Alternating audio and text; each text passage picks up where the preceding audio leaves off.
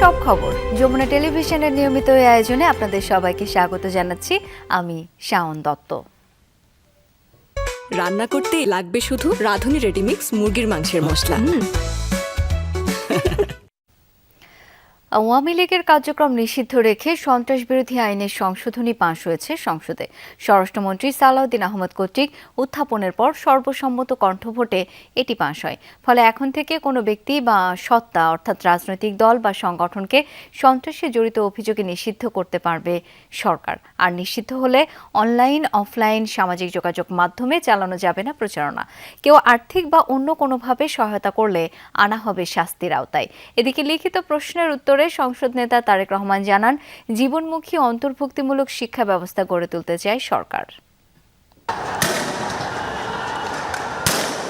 24 July August গণ অভ্যুত্থান রুখতে ছাত্র জনতার উপর নৃশংসতা চালায় আওয়ামী লীগ ও তাদের সহযোগী সংগঠন এবং আইনশৃঙ্খলা বাহিনী। 5 আগস্ট শেখ হাসিনার পতনের পর সন্ত্রাসী কর্মকাণ্ডের জন্য আওয়ামী লীগের কার্যক্রম নিষিদ্ধের দাবি ওঠে। আওয়ামী লীগ এবং এর অঙ্গ সহযোগী ও ভ্রাতৃপ্রতিম সংগঠনের সব কার্যক্রম আন্তর্জাতিক অপরাধ ট্রাইব্যুনালে বিচার সম্পন্ন না হওয়া পর্যন্ত নিষিদ্ধ করে অধ্যাদেশ জারি করে অন্তর্বর্তী সরকার। মাননীয় মন্ত্রী, আপনি বিলটি উত্থাপন করুন। কিছুটা সংশোধিত হয়ে সেই অধ্যাদেশ সংসদে উত্থাপিত হয় বুধবার। নিষেধাজ্ঞা না মানলে নিষিদ্ধ ঘোষিত সংগঠনের জন্য যে সাজা রয়েছে সেটি প্রযোজ্য হতে যাচ্ছে আওয়ামী লীগের জন্য। সংসদে সবার কণ্ঠভোটে পাশ হয় এই আইনটি। এর ফলে কোনো ধরনের কার্যক্রম চালাতে পারবে না আওয়ামী লীগ কিংবা নিষিদ্ধ অন্য কোনো দল বা সংগঠন।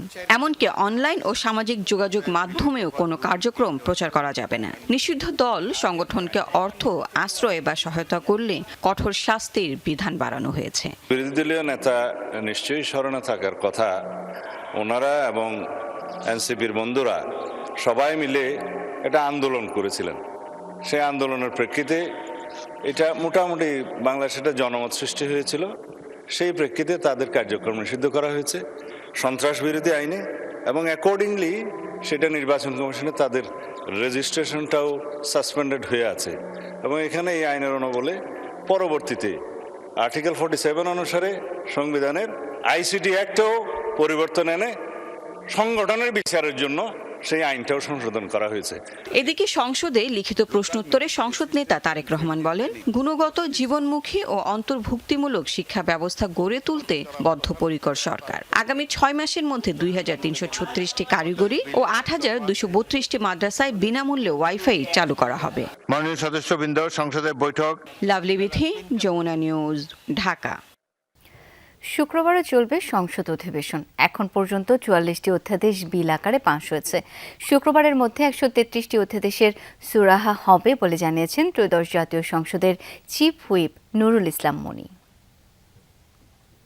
আমরা 44টা অর্ডিন্যান্স ইতিমধ্যে পাস করে ফেলেছি, 44 আর বাকি যা আছে আজকে কালকে এবং পরশু দিনের মধ্যে ইনশাআল্লাহ আমরা বিশ্বাস করি 133টারই আমরা একটা ফয়সালা করতে পারবো। শুক্রবারই আমরা last date cut off date. শুক্রবারে আমরা ফার্স্ট সেশন সেকেন্ড সেশন 2টা সেশনই করব। জুলাই অভ্যুত্থানে অংশগ্রহণকারীদের দায় মুক্তি দিয়ে জুলাই সুরক্ষা ও দায় নির্ধারণ বিল 2026 সংসদে সর্বসম্মতিক্রমে পাস হয়েছে। সংসদে এই সুরক্ষা বিলটি আনেন স্বরাষ্ট্রমন্ত্রী সালাউদ্দিন আহমেদ। পরে কণ্ঠভোটে সর্বসম্মতিতে বিলটি পাস হয়। এছাড়া জাতির পিতার পরিবার সদস্যদের নিরাপত্তা রহিতকরণ বিল 2026 পাস হয়েছে। এর ফলে বঙ্গবন্ধু শেখ মুজিবুর রহমানের পরিবারের সদস্যরা বিশেষ নিরাপত্তার সুযোগ হারাবেন। আওয়ামী লীগ সরকার এই নিরাপত্তা ব্যবস্থা চালু করেছিল।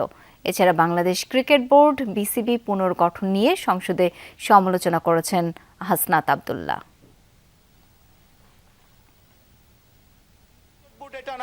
এটা হয়ে গেছে বাপের দোয়া ক্রিকেট বোর্ডে পরিণত হয়েছে। যেভাবে দখল করা হয়েছে বাপের দোয়া ক্রিকেট বোর্ড, এই বাস্তবতায় যদি জাতীয় মানবাধিকার কমিশনকে একটা মন্ত্রণালয়ের অধীনে রাখি, স্বরাষ্ট্র মন্ত্রণালয়ের অধীনে রাখি, তাদের মাধ্যমে আমরা নিরপেক্ষ কোনো ধরনের অনুসন্ধান আমরা কতটা পাবো সেটা নিয়ে কিন্তু আমরা সন্দিহান। ক্রিকেট কন্ট্রোল বোর্ড কিভাবে আসলো মাননীয় স্পিকার? বাংলাদেশ ক্রিকেট কন্ট্রোল বোর্ডের ইন্টারিম গভর্নমেন্টের সময় তৎকালীন ক্রীড়া উপদেষ্টা ক্ষমতার প্রয়োগ করে সারা বাংলাদেশে জেলা কমিটিগুলোকে প্রভাবিত করে সেভাবে নিয়ে আসে। বাংলাদেশে যেগুলো রেজিস্টার্ড ক্লাব ছিল তাদের তাদেরকে সর্বোচ্চ ক্ষমতা প্রয়োগ করে একতরফাভাবে ক্রিকেট বোর্ডের একটা বোর্ডিং করা। 2 সপ্তাহের জন্য যুদ্ধবিরতিতে সম্মত হয়েছে যুক্তরাষ্ট্র, ইসরায়েল, ইরান। পাকিস্তানের মধ্যস্থতায় কার্যকর হয়েছে চুক্তি, নিশ্চিত করেছেন মার্কিন প্রেসিডেন্ট ডোনাল্ড ট্রাম্প এবং ইরানের পররাষ্ট্রমন্ত্রী আব্বাস আরাকচি। লেবানন ব্যতীত ইরানে যুদ্ধ বন্ধে রাজি হয়েছে ইসরায়েলও। 2 সপ্তাহের জন্য হরমুজ প্রণালী দিয়ে নিরাপদে চলাচল করা যাবে, নিশ্চিত করেছে তেহরান।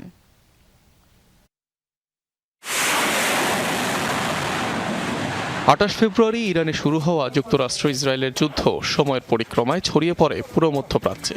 দীর্ঘ 1 মাসের বেশি সংঘাতে ইরানের প্রায় 13,000 টার্গেটে হামলা চালায় যৌথ বাহিনী। বেশ কয়েকবারই তেহরানের সামরিক সক্ষমতা নিশ্চিহ্নের দাবি করে ওয়াশিংটন। চুক্তি করতে ইরানি প্রশাসনকে একাধিকবার সময়ও বেঁধে দেন মার্কিন প্রেসিডেন্ট ডোনাল্ড ট্রাম্প।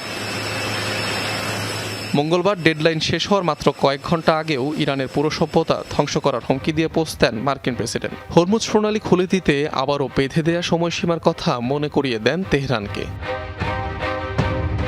শেষ মুহূর্তে চরম নাটকীয়তা।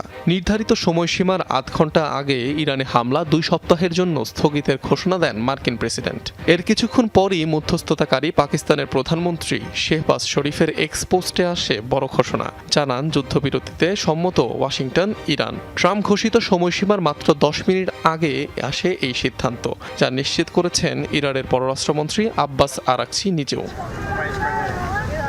হোয়াইট হাউস বলছে যুদ্ধ বন্ধ করতে রাজি হয়েছে ইসরায়েলও। অবশ্য প্রধানমন্ত্রী নেতানিয়াহুর কার্যালয় জানিয়েছে ইরানের বিরুদ্ধে মানলেও লেবাননে যুদ্ধবিরতি মানবে না তেল আবিব।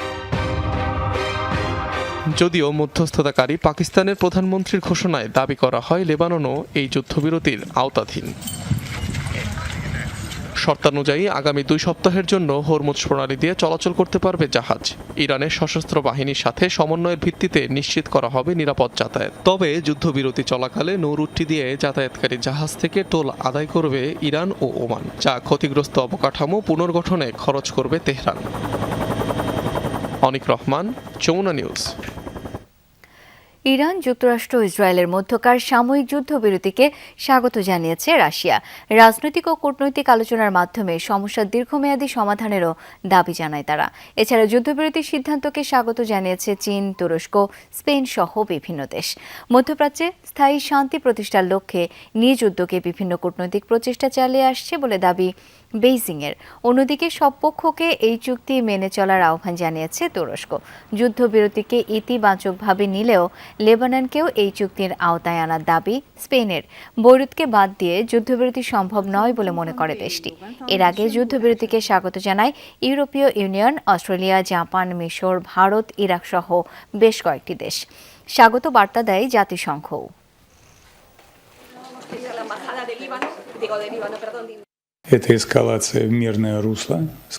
রাজনৈতিক ও কূটনৈতিক আলোচনার মাধ্যমে সমাধানের পথ খুঁজতে হবে। গতকাল বিভিন্ন পক্ষের কঠোর বক্তব্যে বিশ্বজুড়ে যে তীব্র প্রতিক্রিয়া তৈরি হয়েছিল, সেই প্রেক্ষাপটে যুদ্ধবিরতির খবর আমরা স্বস্তির সাথে গ্রহণ করছি। গতকালের যুদ্ধবিরতির খবর অবশ্যই ইতিবাচক, তবে লেবাননকে ছাড়া কোনো যুদ্ধবিরতি সম্ভব নয়। এর পাশাপাশি শান্তি ও আন্তর্জাতিক আইন ভিত্তিক শৃঙ্খলা পুনঃপ্রতিষ্ঠা করাও জরুরি। যুক্তরাষ্ট্রকে কাগুজে বাঘ বলছে ইরানিরা। পারস্য সভ্যতার উত্তরসূরিদের কণ্ঠে আপোষ না করার প্রত্যয়। যুদ্ধবিরতি ঘোষণার সাথে সাথে রাজপথে নেমে উল্লাস করে ইরানের মানুষ। খামেনি প্রশাসনের প্রতি সমর্থনও জানায় অনেকে। তবে যুদ্ধবিরতির খবরে আপাতত স্বস্তি এলেও যুক্তরাষ্ট্র ইসরায়েলকে বিশ্বাস করতে পারছেন না তারা। ডোনাল্ড ট্রাম্প যখন পুরো ইরান আর তার জনগোষ্ঠীকে ধ্বংসের হুঁশিয়ারি দিয়েছেন, তখনও অকুতভয় ইরানিরা। সব বিদ্যুৎ কেন্দ্র আর সেতু উড়িয়ে দেওয়ার হুমকির তোয়াক্কা না করে সেসব স্থাপনার সামনেই মঙ্গলবার মানববন্ধন করেছে পারস্য নাগরিকরা। শেষমেশ যুদ্ধবিরতির ঘোষণা। গভীর রাতে উল্লাসে ফেটে পড়ে ইরানিরা। রাজধানী তেহরানের ইনকিলাব স্কয়ারে জড়ো হন শত শত মানুষ। নারী, পুরুষ, শিশু যোগ দেন সব বয়সীরা। আমেরিকার উদ্দেশ্যে বলতে এসেছি, আমরা আপোষ করি না। বারবার একই ভুল করবেন না। আমেরিকা যে আসলে কাগুজে বাঘ তা পুরো বিশ্বের সামনে প্রকাশ পেল। সবাই জানলো তারা ফাঁকা আওয়াজ করে। কেবল রাজধানী নয়, দেশ জুড়ে পথে পথে চলে আনন্দ মিছিল। মানুষের ঢলে বহু সড়কে বন্ধ হয়ে যায় যান চলাচল। অবশ্য যুদ্ধবিরতিতে স্বস্তি ফিরলেও যুক্তরাষ্ট্র ও ইসরায়েলের প্রতি এখনও তীব্র অবিশ্বাস ইরানিদের। আমেরিকাকে বিশ্বাস করা যায় না যতক্ষণ না নিরাপত্তা পরিষদে রেজুলেশন পাশ হচ্ছে এবং ক্ষতিপূরণ না দিচ্ছে। সবাই শান্তি চায়, কিন্তু দুর্ভাগ্যজনকভাবে এমন কারো সাথে কথা বলতে হচ্ছে যাদের বিশ্বাস করা যায় না। তারা বিভিন্ন দেশের সাথে একই অপকর্ম বারবার করেছে। ইরানের শাসকদের প্রতি সমর্থন জানান নাগরিকরা। সর্বোচ্চ ধর্মীয় নেতা মুস্তাফা খামেনির ছবি ও জাতীয় পতাকা হাতে চলে slogan death to America, death to Israel, death to compromise. যুক্তরাষ্ট্র ও ইসরায়েলের পতাকা পুড়িয়ে জানানো হয় প্রতিবাদ। Dorothy Tasrin, Jamuna news.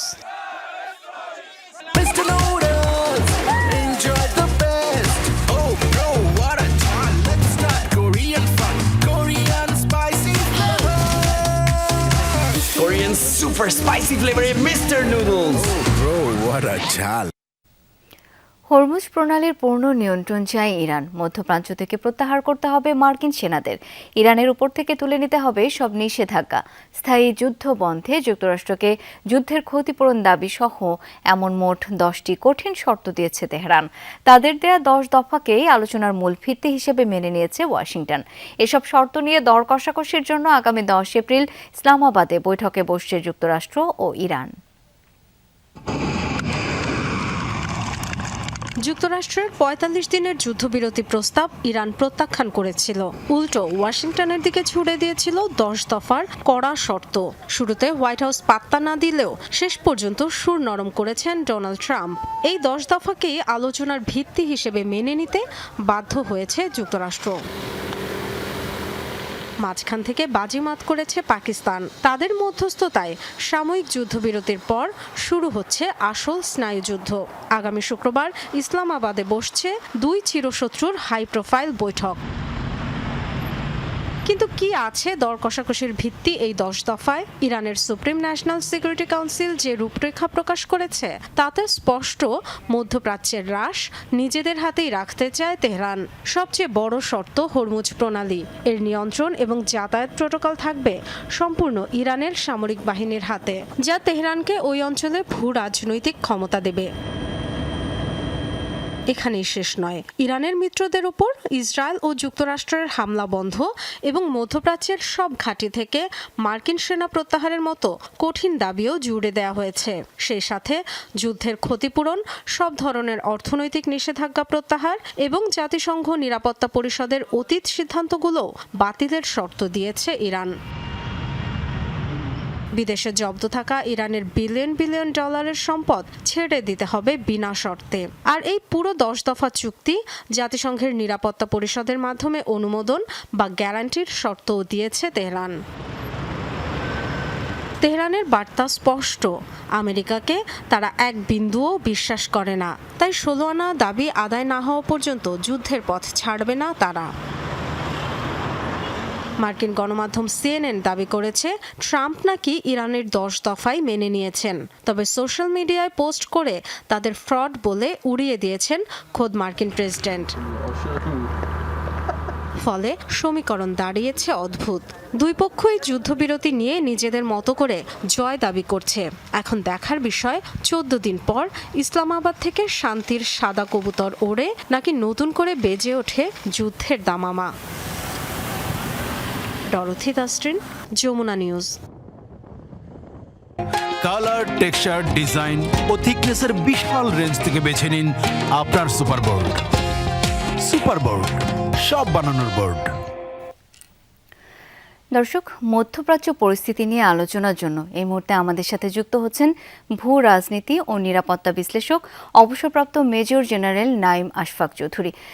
জনাব নাঈম আশফাক চৌধুরী, আপনাকে স্বাগত জানাচ্ছি। আপনার কাছে কয়েকটি বিষয় জানবার আছে। 1 মাস 9 দিনের যুদ্ধে তো বিশ্ব ব্যবস্থা মোটামুটি টালমাটাল।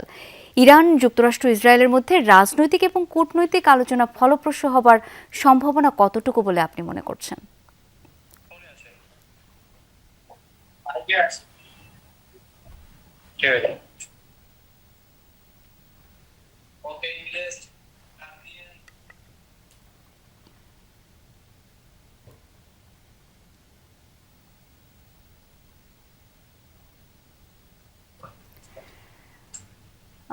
দর্শক সম্ভবত জনাব নাইম আশফাক চৌধুরী আমাদেরকে শুনতে পাচ্ছেন না, পরবর্তীতে হয়তো আবারও চেষ্টা করব তার কাছে আসবার।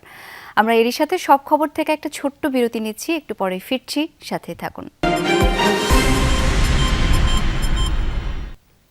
দর্শক আরও একবার স্বাগত, দেখছেন সব খবর। মধ্যপ্রাচ্য পরিস্থিতি নিয়ে আলোচনার জন্য এই মুহূর্তে আমাদের সঙ্গে যুক্ত হচ্ছেন ভূ রাজনীতি ও নিরাপত্তা বিশ্লেষক অবসরপ্রাপ্ত মেজর জেনারেল নাইম আশফাক চৌধুরী। জনাব নাইম আশফাক চৌধুরী, আপনাকে স্বাগত জানাচ্ছি। নিশ্চয়ই এখন আপনি আমাকে শুনতে পাচ্ছেন। কয়েকটি প্রশ্ন জানবার ছিল। 1 মাস 9 দিনের যুদ্ধে বিশ্ব তো টালমাটাল, মোটামুটি বিশ্বের সমস্ত ব্যবস্থা। ইরান, যুক্তরাষ্ট্র এবং ইসরায়েলের মধ্যে রাজনৈতিক কূটনৈতিক আলোচনা ফলপ্রসূ হবার সম্ভাবনা আপনি কতটুকু দেখছেন? জি, অনেক ধন্যবাদ। এখানে একটা বিষয় খুব উল্লেখযোগ্য, সেটা হলো যে যুদ্ধ হয়েছে দুটো পক্ষের মধ্যে। এক পক্ষ হলো ইউএস এবং ইসরায়েল, এবং অপর পক্ষে ছিল ইরান।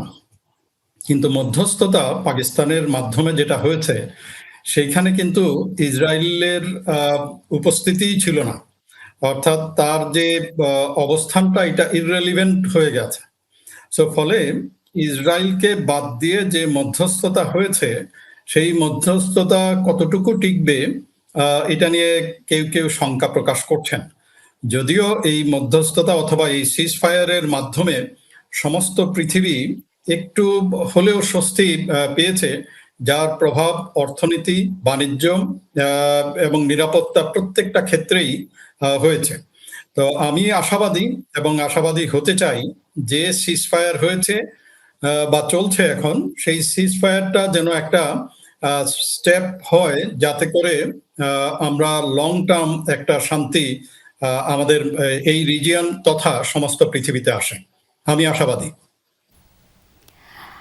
আচ্ছা, আপনার কাছে আমাদের আরেকটি প্রশ্ন আছে। যুদ্ধের ফলে তো আঞ্চলিকভাবে জ্বালানি, নিরাপত্তা এবং অর্থনৈতিক সংকট তৈরি হয়েছে এবং হচ্ছে। তাতে বাংলাদেশের মতো যে দেশগুলো রয়েছে কতটা ঝুঁকিতে সেগুলো, এবং সেক্ষেত্রে কি করণীয় আছে? যে বাংলাদেশে আমরা স্মল স্টেট হিসেবে আমাদের অনেক কিছুই এই যুদ্ধ থেকে শিক্ষণীয় বিষয় আছে।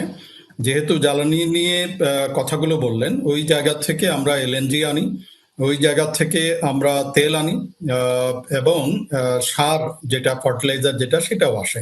বিসাইডস অন্যান্য যে সকল আমদানি এবং রপ্তানির বিষয়গুলো আছে।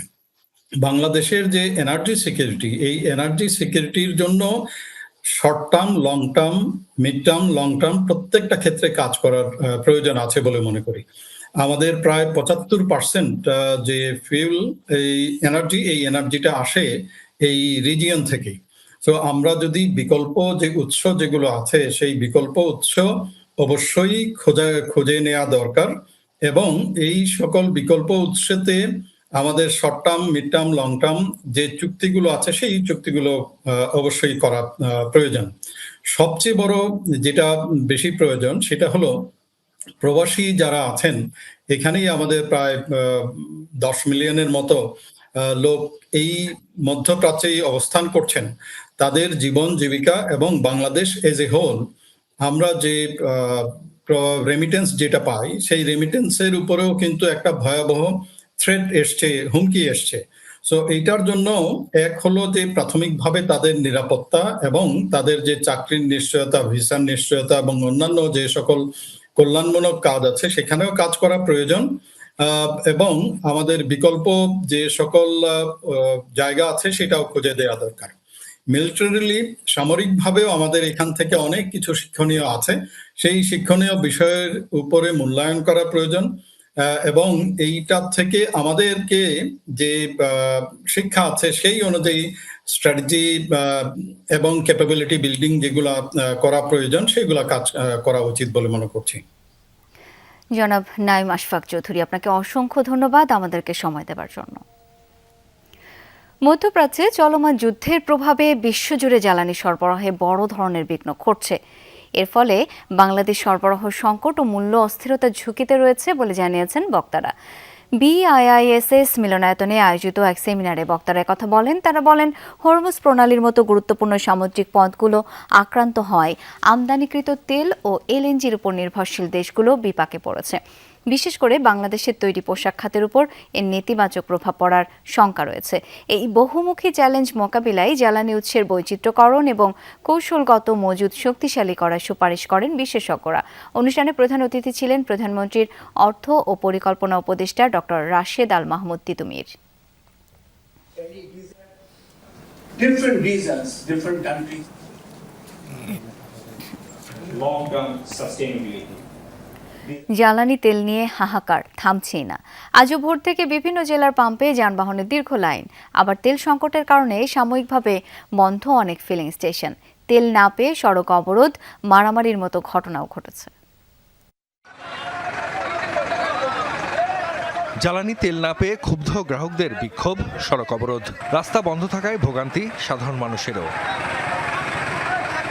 স্থানীয়রা জানায় নাটোরের বড়াই গ্রামে পাটোয়ারি ফিলিং স্টেশনে দীর্ঘ সময় অপেক্ষার পরও তেল না পেয়ে ক্ষুব্ধ হয়ে ওঠেন গ্রাহকরা। এক পর্যায়ে পাশের সড়কে অবস্থান নেন তারা। খবর পেয়ে ঘটনাস্থলে যায় প্রশাসনের লোকজন। আলোচনার পর শান্ত হয় পরিস্থিতি। তদন্তে উঠে আসে তদারকির দায়িত্বে থাকা সরকারি কর্মকর্তাকে না জানিয়ে রাতের আধারে পাম্পের লোকজন গোপনে 2600 লিটার পেট্রোল বিক্রি করেছে। পরে পাম্প কর্তৃপক্ষকে 50,000 টাকা জরিমানা করে ভ্রাম্যমাণ আদালত। তাদের মেশিনটি নষ্ট হয়েছিল গত 6 তারিখে এবং গত রাতে সেটি ঠিক করা হয়েছে, কিন্তু ঠিক করার পরেও তারা আমাদের ট্যাগ অফিসারের কাছে এটি অবহিত করেনি বা আমাদেরকেও জানায়নি। না জানিয়ে তাদের যে তেলের মজুদ ছিল প্রায় 3700 লিটার, সেটি তারা গত রাতে তার মধ্যে থেকে প্রায় 2600 লিটার তেল বিক্রি করেছে, সেটা উপজেলা প্রশাসন এবং ট্যাগ অফিসার কাউকে না জানিয়ে। তেল নেয়ার জন্য সিরিয়ালকে কেন্দ্র করে উত্তেজনা ছড়ায় নাটোর শহরের একটি পাম্পে। মারামারিতে আহত হন 2 জন। এ ঘটনায় জিজ্ঞাসাবাদের জন্য একজনকে থানায় নেওয়া হয়।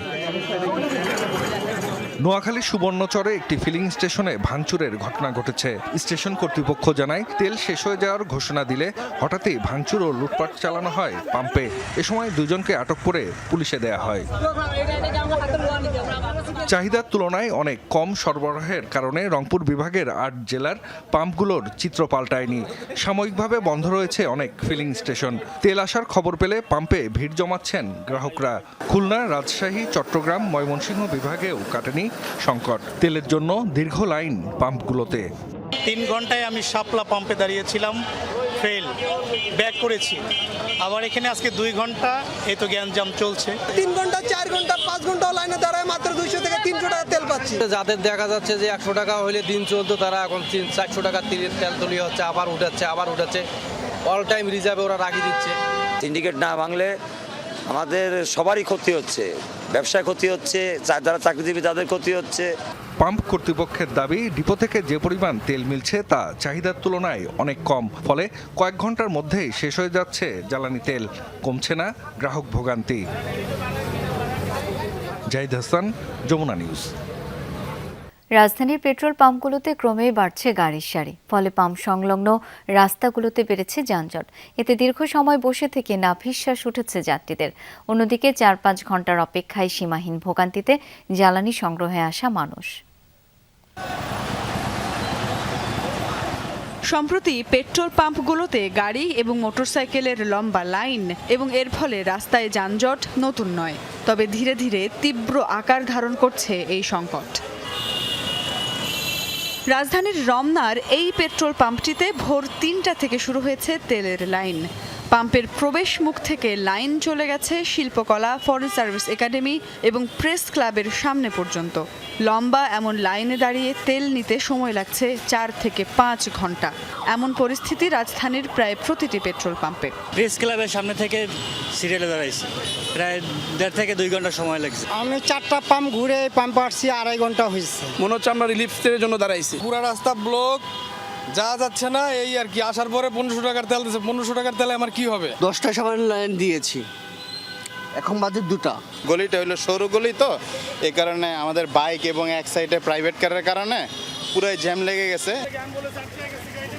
মোটরসাইকেল এবং গাড়ির লম্বা লাইনের কারণে তীব্র যানজটে স্থবির পুরো এলাকা।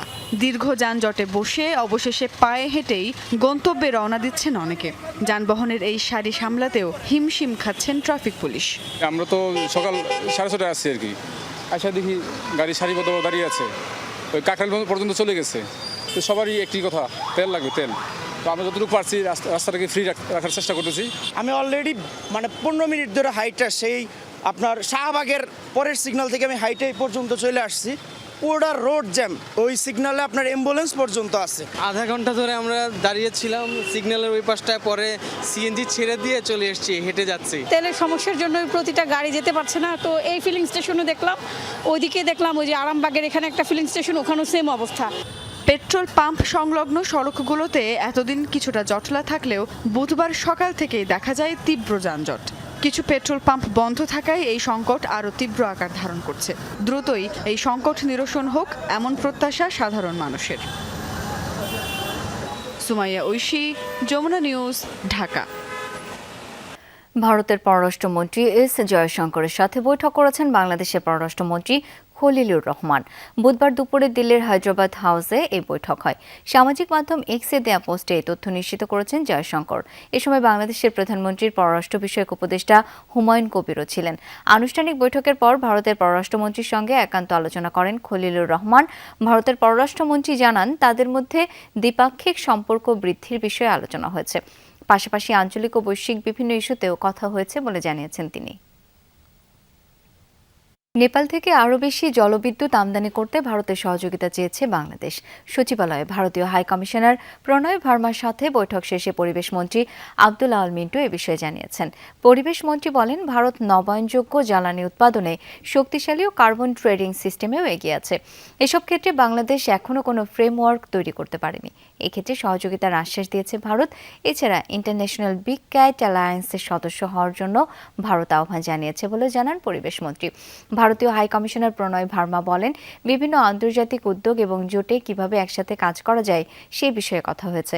নবায়নযোগ্য জ্বালানি নিয়ে ভারতের কার্যক্রম সম্পর্কে অবহিত করা হয়েছে। হাইড্রো ইলেকট্রিসিটি নেপাল থেকেও আনতেছে। নেপাল আরও বেশি করে আমাদের কাছে বিক্রি করতে চায়, কিন্তু সেটা তো ইন্ডিয়ার মাধ্যমে আসতে হবে। ইন্ডিয়া নিজেও রিনিউয়েবল এনার্জিতে অনেক ভালো করতেছে, তো সেখানে বলতে যে they can cooperate. What kind of institutional mechanisms we have built to achieve that capacity, and how we can work together in the renewable energy capacity building for Bangladesh. সব খবর থেকে নিচ্ছি ছোট্ট একটা বিরতি, সাথেই থাকুন।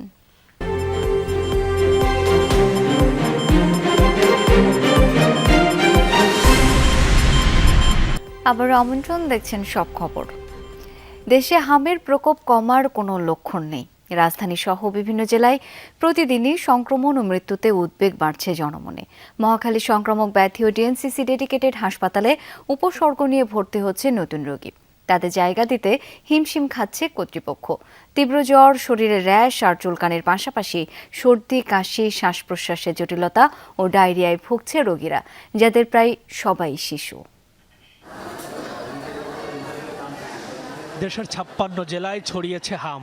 প্রতিদিনই রোগী বাড়ছে রাজধানীর হাসপাতালগুলোতে। তীব্র জ্বর, র্যাশ, চুলকানি, ডায়রিয়া ও শ্বাসকষ্টের জটিলতায় ভুগছে শিশুরা। ধারণ ক্ষমতার চেয়ে বেশি রোগী ভর্তি সংক্রামক ব্যাধি হাসপাতালে। ডিএনসিসি হাসপাতালেও প্রতিদিনই বাড়ছে চাপ। হামে আক্রান্ত বেশিরভাগ শিশুর নিউমোনিয়ায় জটিলতা বাড়ছে। এটি বাড়াচ্ছে মৃত্যু হার। উদ্বিগ্ন অভিভাবকরা পরিস্থিতি সামাল দিতে বেগ পেতে হচ্ছে চিকিৎসকদের। সর্দি কাশি আছে, জ্বর আছে, এরপর আপনার এখন আবার কালকে থেকে একটু হালকা পাতলা পায়খানা করে। জ্বর, ঠান্ডা, সর্দি আছে, হেতে রাইস মানে হাম রোগ ধরা খাইছে। আওতালা আসছিলাম, প্রথমে ওইখানে সিট না থাকায় আমাদের এখানে রেফার করা হয়েছে।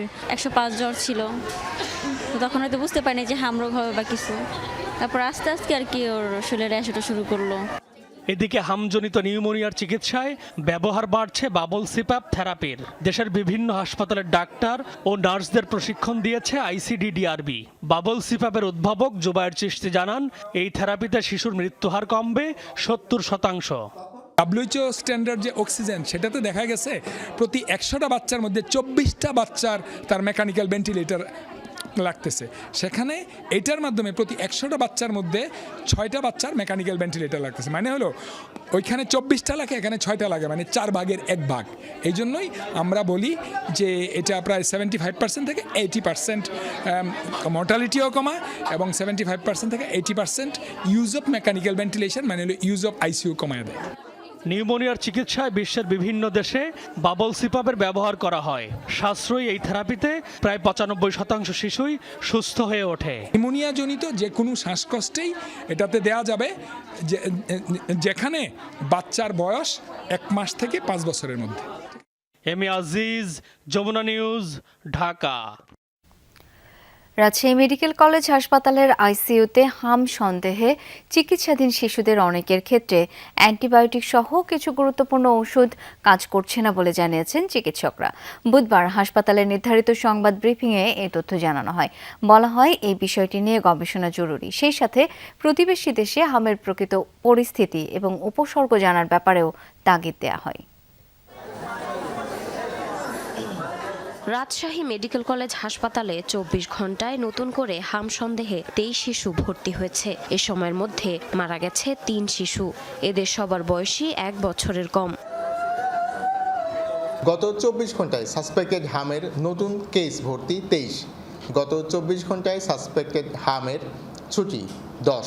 গত 24 ঘন্টায় সাসপেক্টেড হামে মৃত্যু 3।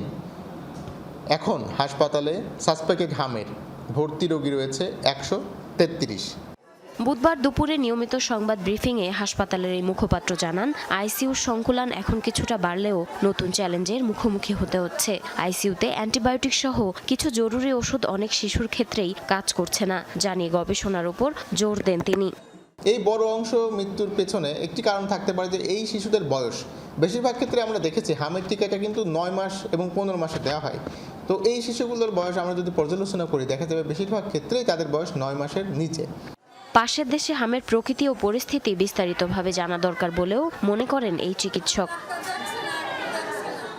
আমাদের পার্শ্ববর্তী দেশগুলোতে এই রোগের প্রকোপটা কেমন, সেখান থেকে যেহেতু হাম একটি ছোঁয়াচে রোগ, সেখান থেকে কোনোভাবে আক্রান্ত হচ্ছে কিনা এটি নিয়েও আসলে গবেষণা করা যেতে পারে।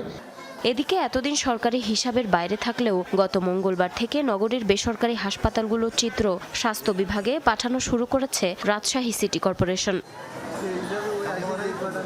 জারিন অর্নি, যমুনা নিউজ। শেরপুর 3 আসনে জাতীয় সংসদ নির্বাচন ও বগুড়া 6 আসনের উপনির্বাচনের ভোট গ্রহণ কাল। প্রধানমন্ত্রী তারেক রহমানের ছেড়ে দেয়া আসনে বিএনপি মনোনীত রেজাউল করিম বাদশা, জামায়াত ইসলামী মনোনীত আবিদুর রহমান সোহেল প্রতিদ্বন্দ্বিতা করছেন। এদিকে সংসদ সদস্য বেছে নিতে শেরপুর 3 আসনের নির্বাচন ঘিরে বাড়ছে উত্তাপ। কাল ভোট গ্রহণের দিন অন্তত 28টি কেন্দ্রে অপ্রীতিকর ঘটনার আশঙ্কা করছেন সংশ্লিষ্টরা। তানভীর মিজানের ছবিতে আল আমিন হক অহনের প্রতিবেদন।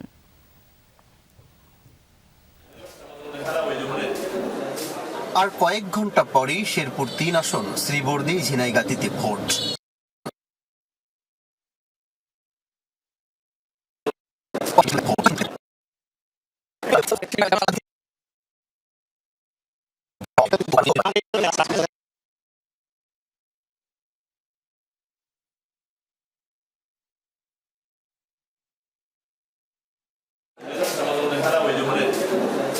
আর কয়েক ঘন্টা পরেই শেরপুর 3 আসন শ্রীবর্দী ঝিনাইগাতিতে ভোট।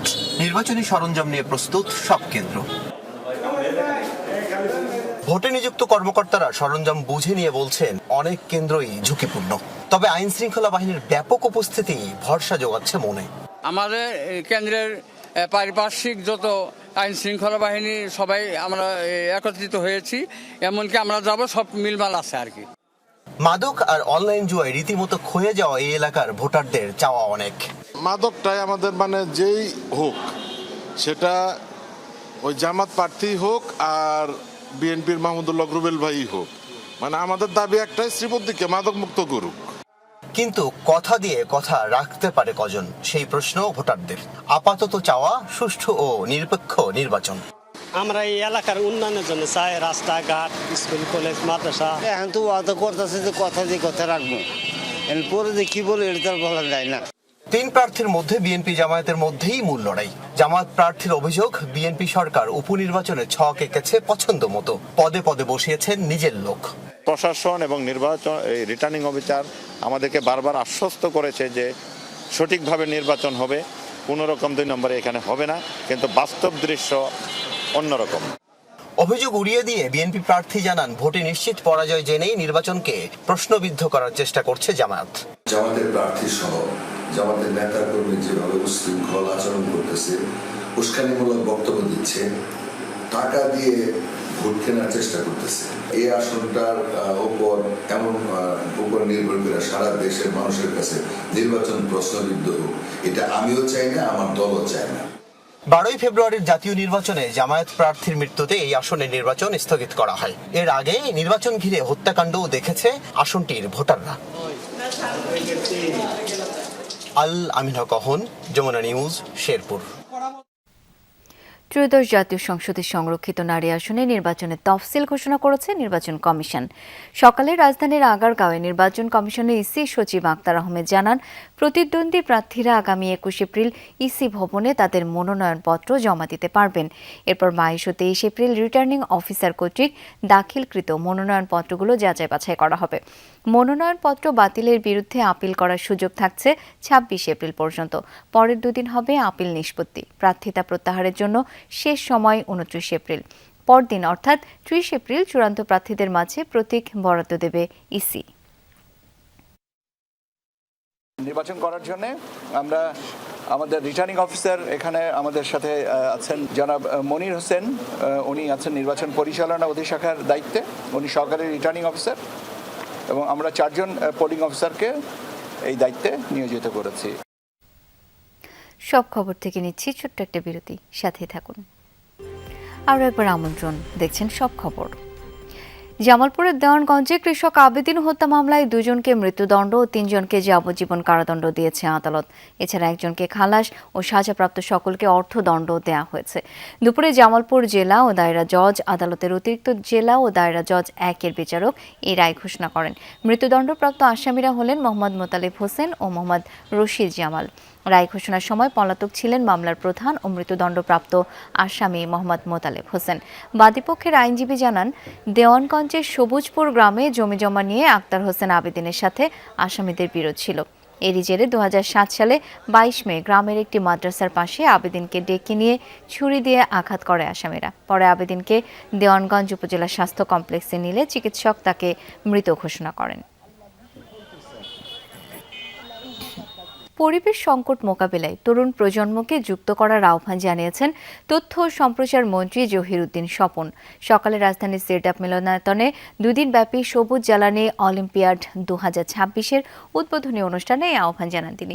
তথ্যমন্ত্রী বলেন, পরিবেশ সমস্যা এমন একটি বৈশ্বিক চ্যালেঞ্জ যা মানুষ সমস্যায় আক্রান্ত হওয়ার আগে পুরোপুরি উপলব্ধি করতে পারে না। ফলে এই বিষয়ে সচেতনতা সৃষ্টি ও প্রজন্মান্তরে তা ছড়িয়ে দেওয়া এখন সময়ের দাবি। তিনি বলেন, এক্ষেত্রে মানুষের সচেতনতা ও আচরণগত পরিবর্তন অত্যন্ত গুরুত্বপূর্ণ। এ সময় তথ্যমন্ত্রী বাস্তবমুখী ও প্রয়োগযোগ্য জ্ঞান অর্জনের জন্য শিক্ষা ও গবেষণাকে পরিবেশ, রাজনীতি, অর্থনীতির সাথে সমন্বয় করার আহ্বান জানান।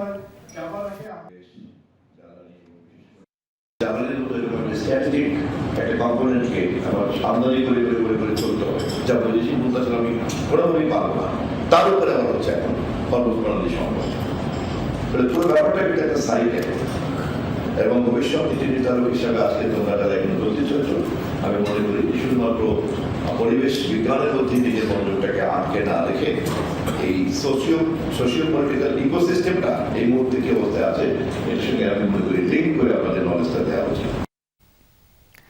দেশের ইতিহাসে দুর্বৃত্তরা প্রথমবারের মতো টার্গেট কিলিংয়ের জন্য ব্যবহার করেছে পেন গান, এমনকি জানিয়েছে গোয়েন্দা পুলিশ ডিবি।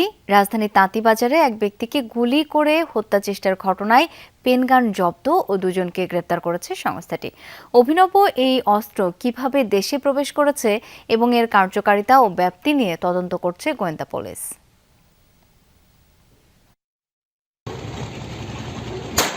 মুভিতে দেখা যায় পেনগানের মতো অভিনব সব অস্ত্র। গত ৩ এপ্রিল সন্ধ্যায় রাজধানীর তাঁতিবাজার এলাকায় পূর্বশত্রুতার জেরে রাসেল নামে এক ব্যক্তিকে গুলি করে হত্যা চেষ্টার ঘটনায় ব্যবহার করা হয়েছে তেমনই এক অস্ত্র, পেনগান। দেখতে সাধারণ কলম মনে হলেও এটি আসলে মারণঘাতী আগ্নেয়াস্ত্র। এক গুলি ছোড়ার এই গান দিয়ে হয় টার্গেটেড কিলিং। রাসেল নামে ওই ব্যক্তি জানিয়েছে, কথা কাটাকাটির জেরে নেশাগ্রস্ত অবস্থায় প্রথমে তাকে গুলি করা হয়। তারপর দুর্বৃত্তরাই তাকে ধানমন্ডির পপুলার হাসপাতালে নিয়ে যায়। সেখানেই গুলিবিদ্ধ রাসেল জানান কারা তাকে হত্যার চেষ্টা করেছে।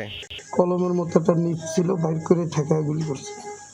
ঠিক আছে, এই একটা ওইটা কাগজের মার্কেট লয়ে ঝামেলা ছিল সাইমন গুলোকে, আজিম ভাই নাজিম ভাই গুলোকে। গুলির ঘটনা তদন্তে নেমে নতুন এক অস্ত্রের সন্ধান পায় গোয়েন্দারা।